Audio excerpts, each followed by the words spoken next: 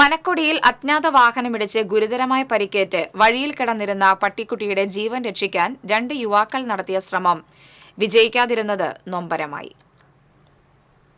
ശനിയാഴ്ച രാവിലെ മനക്കൊടി തെക്കുമുറിയിൽ വെച്ചായിരുന്നു അപകടം.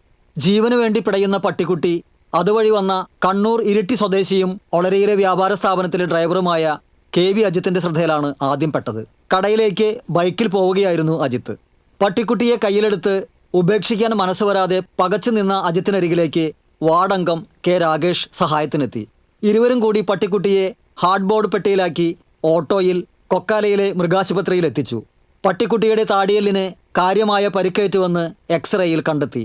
തുടർന്ന് ഇഞ്ചക്ഷനും മറ്റു മരുന്നുകളും നൽകിയ ശേഷം പട്ടിക്കുട്ടിയെ അജിത്ത് വാടകയ്ക്ക് താമസിക്കുന്ന ചാഴൂരിലെ വീട്ടിലെത്തിക്കുകയായിരുന്നു.